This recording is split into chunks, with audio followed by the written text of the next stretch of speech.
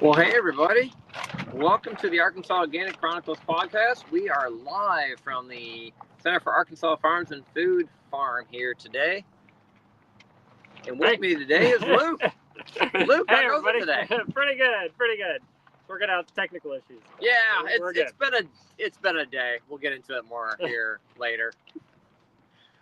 So Luke, we're gonna just go and right on out and do a field walk, right? That sounds awesome. Yeah. Great. So today we're going to look at a lot of the small scale stuff that Riley is managing and highlight some of the cool things that she's doing and some of the fun things that we're seeing. And oh boy, our plastic on our tunnel that got torn here 2 weeks ago is now getting worse. Uh-oh. It's gotten twice as bad since I saw you the other day. Oh, goodness. So yeah, join us as we walk around the farm and just talk a little bit about how things look post freeze. Right, I know. 2 nights, 20 degrees. So, see how things look. Yeah, I can tell you right now, my beets look like trash. But on the other hand, they're beets, so Yeah. I don't really care. But teaser carrots look good. They're still Okay. alive. Brassicas all look like they came through it, That's amazing. and I didn't even have mine covered. That's incredible. Yeah, they got dinged just a smidge, but they look fine. Okay. And I don't know that Riley had hers covered either the first night. They look fine. Okay. So, great. Yeah. All right, well, let's go take a look right around our corner here where we have the oats and the peas cover crop, Luke. Okay, let's go look. Go. Let's go for a walk.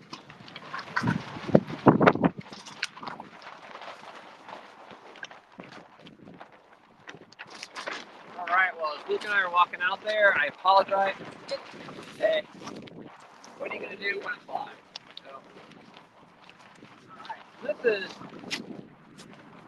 interesting as we look out here because the small scale field, the oats has gotten demolished a lot harder than it did in the tractor scale. This is the first time I'm actually really looking at this.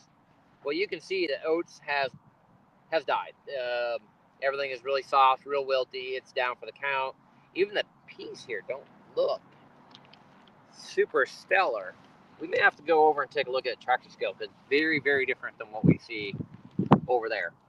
But this is smaller plantings. There's not a lot of protection like actually in the row where when I've got an acre or acre and a half of cover crop all in a big mat, there's a little bit of protection, coming off the ground level. So yeah, this is interesting. We'll see what this looks like, but the plus side is we still have something. This residue will stay out here all winter long, so not the worst thing in the world. So yeah, I'm just blown away by the difference between here versus tractor scale. Yeah, that's very interesting. But yeah. This is such a small area. And would wind exposure have anything to do with it as well? Would you say? Yeah, but is wind any different over? I'm just thinking with No, there being space between the rows, there'd be more wind exposure, on a plant level. Right, but there wasn't any wind at that time of day. Yeah, that's true. And so yeah. in that type of freeze, you actually want a little wind because that typically stirs the air a little bit. Yeah, versus if you've got no wind, that means the cold air can actually settle. Right. Now, we are a little bit lower here Okay. than we are over in tractor scale. We're kind of in a little bit of a bowl. I Here, see. as you come Okay. down off the knoll, so Yeah. cold air could have just settled here because there was no wind versus where we're at. Cold air is going to drain all the way back to the far side of the farm, so we're not in a cold air pocket. So yes, I see that. Yeah. Right. But yeah, this is kind of a bowl down here, so that's true. Especially between the tunnels and then the knoll behind me. Yeah. Okay, that's a good point. Actual field temps out here, but I don't. Yeah, was there a weather station out here so you could look at the low temp? Do you know? Was that logged? Yeah, but that's not going to give you temp here. Yeah. Temp here is probably very different than temp up at turf. Yeah, up at turf, do you know what it was? Do you remember? 20s. Yeah, low 20s, yeah. Yeah, mid 22, 24 maybe. Yeah. I don't actually really know though because I haven't checked. Damage occurred. Some damage didn't occur. Yeah. All right, let's hop over to Nebraska tunnel here.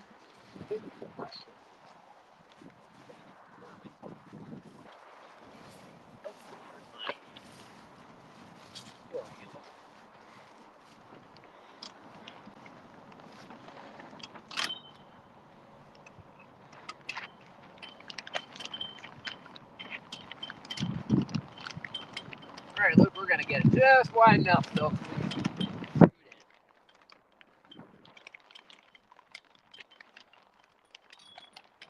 All right, look, you good with that? I'm good. I can scoot under. All right. Oh, let's go. All right, so Nice. here you can see Feels toasty in here. toasty in here, absolutely gorgeous. Riley's got some row cover on. Ooh, I can smell that fennel. Oh, right. Let's take a look at the fennel. Ooh, it smells great. Wow. Beautiful. Oh yeah, Beautiful. absolutely no damage in there. And boy, you can really feel the temp difference. Yeah. Standing in here, and then you're under this rail cover where you're picking up, almost 10 degrees of protection. Yeah. When you have a tunnel and then you have a row cover like this over it, you get at least 10 degrees of protection. And man, this looks really good and smells amazing. It smells amazing. I want to steal one of these, but they have them sold, so I don't know. Beautiful, beautiful. But yeah, they're overwintering or got through the cold temps really well. Let's see what she's got in here. Oh, looks like she's got some green onions. And boy, it's not really damage under here. No. Man. How's that soil temp? Does it feel warm? Actually, really warm. Yeah. It's warm to the touch. Okay, yeah. Yeah. I imagine that served as a good like heat reservoir, heat sink. Reservoir. So Riley came through, and I'm pretty sure she irrigated on Thursday. Okay. And irrigated everything and got everything really soaked up. That allowed for a lot of energy storage on Friday when it was really nice out. Nice. Saturday when it was really nice out. Basically, big giant battery, and then you've got the row cover here. But yeah, it's just really nice and warm under there. Do you remember when things got buttoned up? Like row cover. Would have been buttoned up on Sunday sometime. Okay. I think, or maybe Saturday. Yeah. I was here on Friday, and stuff was still pretty much opened up. Right. I know, because it was still pretty warm leading up until Sunday. Saturday was absolutely gorgeous. I was out at Dogwood Canyon on Saturday in t-shirts. It's wild. Yeah. It was crazy.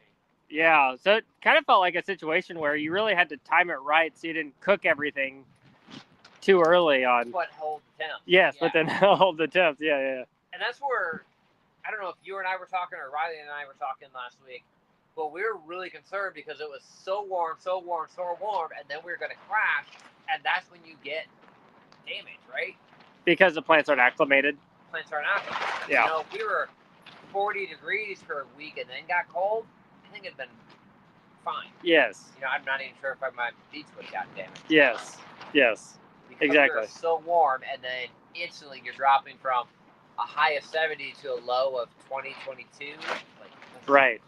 They're not acclimated. Yeah. This is why that's amazing that your cabbage survived. Yeah. That's pretty incredible. I was a little worried. My experience, cabbage can go down to 18, 16 if it's acclimated, but it wasn't acclimated. So, like I said, we took a little damage, but I don't think we took much. What do we got? Oh, we got a little bit of carrots over here too. Nice. Yeah, really nice. Yeah, I've got some soil. Oh yeah, really warm. Nice. Really warm. Yeah, and these look like they were seeded with the Jang. Yeah, do you remember? This would have been seeded with the regular Jang JP5, I think. Okay. Maybe not. Maybe the single rows. Probably the single row. It looked a little uneven. Am I right that Kaylin was doing some experimenting with paper pot on carrots? Yeah. Was there a conclusion on that? Do you remember? I remember that she didn't necessarily like it. Okay. I'm not wouldn't necessarily rule it out. Got it. More research needed? Yeah, I think more timing needed. Okay. I think she was waiting until they were actually germinated and emerged, and then dropping them. Whereas I think you almost just get them germinated and then get them planted before they're actually emerged. Oh, okay. Right? Because you got fine line between getting them germinated and getting that root established versus getting that root and root pruning. I see. Got it. So I think she was waiting until they were kind of germinated and emerged, and but at that point, that top root might be long enough to get some damage. yeah, you might have some damage there. Yeah, got it. I think it's worth playing around a little bit more. Yeah. But that seems like a pretty good stand there from yeah, it looks pretty good. Paper pot now has some deep trees as well. They're extra deep, so it might be suitable for carrots, or if you were going to transplant sweet corn or something else like that, you got a little bit longer time between seeding and getting it out to the field. Nice. So I think that might be another. I'll come back. That's my time done.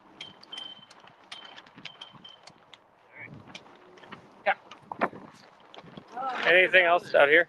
What's that? Anything else out here in the small scale? I think so. I think we have more brassicas down here. Okay. Do you feel like talking about winterizing irrigation? Did you guys have to do much of that last week? Oh my goodness, yes. We had to winterize two spray pumps and our irrigation system. Okay. So for our sprayers, which it's way over yonder, so we'll walk over there. But we did a full. Yeah, you want to pop in here? Sure. Just get out of the wind. Oh, beautiful. Yeah. So for our sprayers, we came through and pulled everything open, drained everything out, and then I come back through with RV and marine antifreeze. Yeah. And pour that through the system and try to push that out through all the valves. All that. I pulled all the nozzles off and brought the nozzles inside. Okay. I guess I really didn't have to, because I'm going to replace them, but so we did that on both the sprayers, and I think everything is good there. And then on our irrigation system, I went through all of my valve boxes and covered all my valve boxes with kind of a blanket. Okay. Every fabric. Pulled off all the connections, odds and ends like that. And then we actually shut down our RPZ, so that's our backflow prevention device. Okay. Coming onto the farm because that's above ground. Yeah. So we shut that down, drained that all out. We do not blow our irrigation lines out, because right now we're off and on. So I see. Later in the week, we'll probably turn it back on, irrigate, and then turn it back off. Okay. And then I need to go back through. The way my valves are sitting, they're upright, and so they hold a little bit of water on top of that ball valve or on that electric valve. So I'll just go back through and put a little RV antifreeze just kind of into that, so it doesn't freeze there. Got it. That's kind of where we're at. We would like to have water here all year long, but we have a lot of other issues that need to get kind of solved. And that would just be a matter of burying everything, burying the backflow to have water through the winter? Put a heat cable on our backflow and then insulated it, and then built an insulation box over it. Okay. Versus trying to move it. I see. We'd have to bring a plumber in for that. Got it. Okay. But we were looking at adding some frosty hydrants at some of our different high tunnel locations. Oh, yeah. So that we have water there that's accessible. That makes sense. Yeah. Jonathan did a great job when he designed our irrigation system. He put all of our lines down 24 inches. Nice. So we're not worried about freezing that far down. Yes. It's really just if we've got a valve box that is broken or damaged or isn't sealed up, that's where I'm worried about getting some cold air in and causing some issues. I see. So, gotcha. Yeah. Gotcha. So. Cool. Okay. Well, these brassicas look awesome. Yeah, these things, everything in here looks absolutely fantastic, as you'd expect. I mean, no damage at all. Yeah. So, I'm not sure if Rodley even had the row cover on over the weekend. Yeah, I would imagine they didn't need it. Oh, no. But they look good. Look great. Look really, really good. kind of nice now that we got that hard freeze. A lot of our insect pressure should drop. I know we've had a lot of gnats and whiteflies and other things out here the last few weeks. We've been having a few cabbage moths, but I think those are all gone. You can see the asparagus here on our right got froze out, so it's done growing. Now we will not do anything with that until probably winter time, February. Yeah. I'll come back through and mow it down. Mow it down. Because they were just planted this spring, right? Yeah, those are 1-year-old crowns. Okay. So we'll start getting a little harvest off that next year. Oh, this is interesting. Yeah. The small oats are in pretty good shape for them. No, it's mostly toasted. Yeah, I mean, they're laying down. Look at that. Oh, yeah. I mean, it's not complete. It's not complete, kill, but it's a good, like, a majority of it. The majority of it is. Yeah.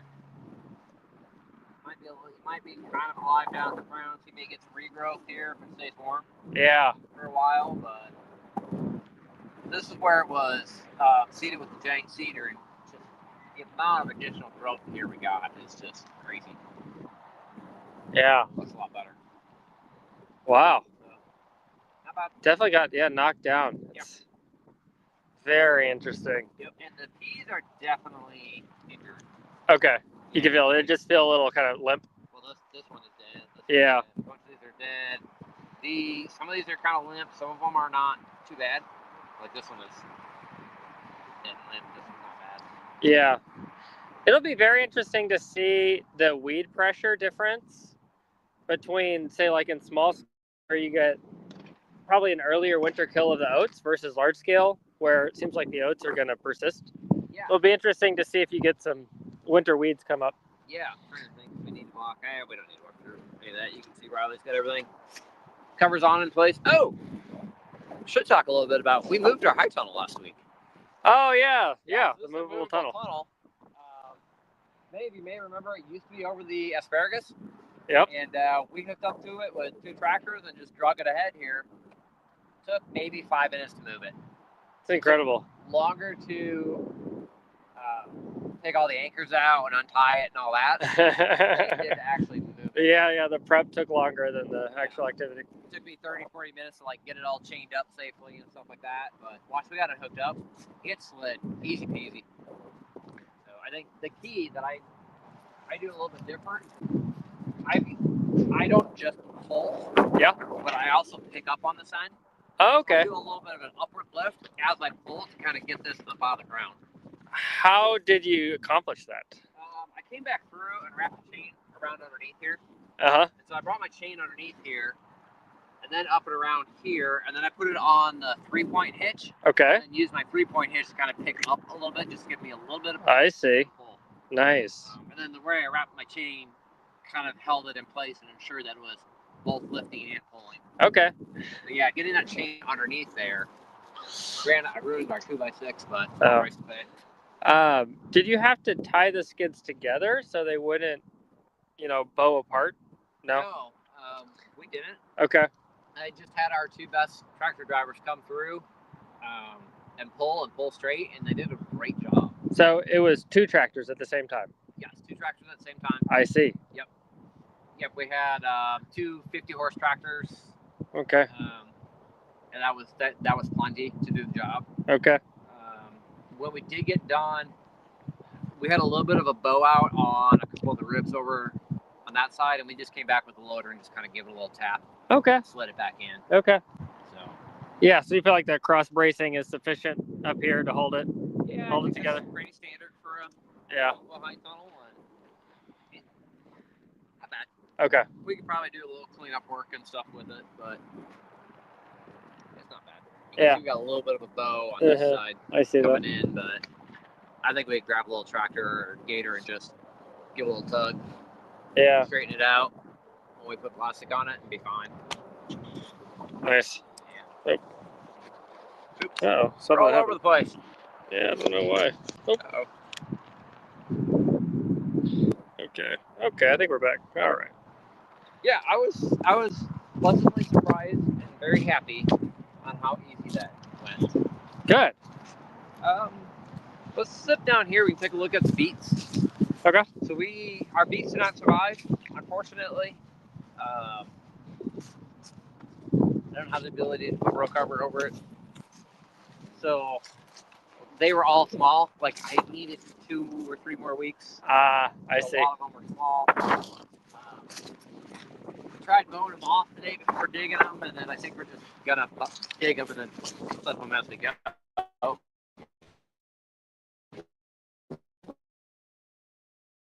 Clutch on the chain slipping.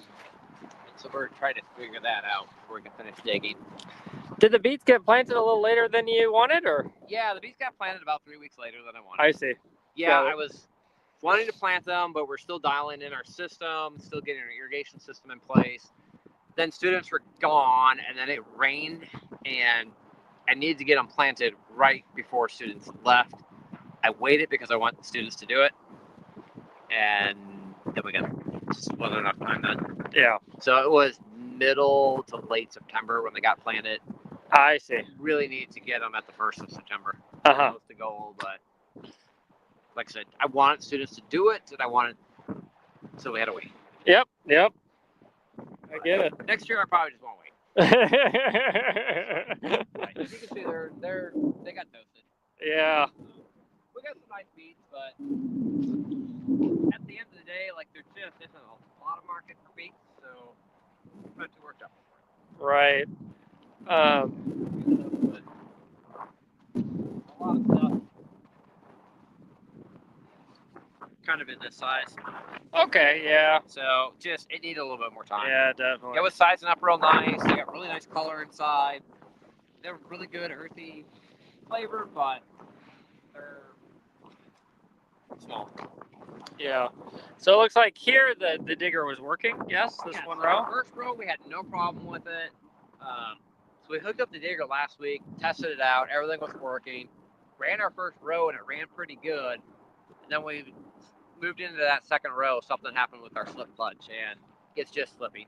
I see. And that slip clutch is designed as a safety feature, so you don't break something on the tractor or break something on the digger, but you got to have it kind of dialed in just right so that it doesn't slip just when you're digging dirt. Yeah.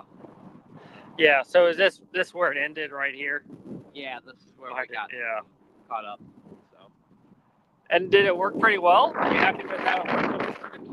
I need about 2 feet of chain. Oh, okay. Getting a lot of large clods that just would not shake apart. I see. Just don't quite have the right soil moisture, I think, today. I see. We ran it on a test spot here, like I said last week, I think, before. Moisture is a little bit different, and it broke up a lot better. I was a lot happier with it. Okay. But yeah, I think ultimately we need a couple more feet of. Yeah. Because if it's too dry, you get these big clods. Yeah. Too dry, too wet. It's a really fine line on this loamy soil. Yeah. So those diggers, I imagine, are used for more, sandy vegetable soil, more typical. Typically, vegetable soil. Yeah. lucky soil, sandy soil. It's just you've got to have the existing. Got it. I think primarily this year we're going to be on potatoes, pellet potatoes. Okay. And so I think that'll be a little bit less of an issue. Yeah. We're not going to be doing 4 rows of beets next year. Okay. Just a couple rows. And with that, carrots. with the digger work for carrots as well? Yeah. Okay. Yeah, ultimately we bought it for the carrots. Okay. But the beets are a way to kind of learn to dial the system in. It's a little bit cheaper, a little bit more forgiving. Okay. And then go to the carrots. Carrots are a lot harder to germinate. It's a lot more finicky. Yeah. So. Gotcha. But I think we're getting pretty close in our planter and our seed bed setup for carrots. Okay. Yeah. And like even on the small scale, we tractor seed it on the small scale, we're still having some issues. So. Yeah. Versus like when Riley's seeding on the small scale with the small Jang seeders, like she's got that dialed in. Perfect. So she gets, like I said, she's got dialed in really well. Yeah. So we're still getting there. Yeah, but it seems like the weed control was effective with the cultivating tractors. Would you say? Good. Yeah. Pretty good. I think if we had a little bit better seed every Tuesday. I think if we had a little bit better germination percentage as we were getting our systems up and going. Actually, not even that. Somebody, this guy, would have had a little less hoe damage as we were getting our cultivator set up.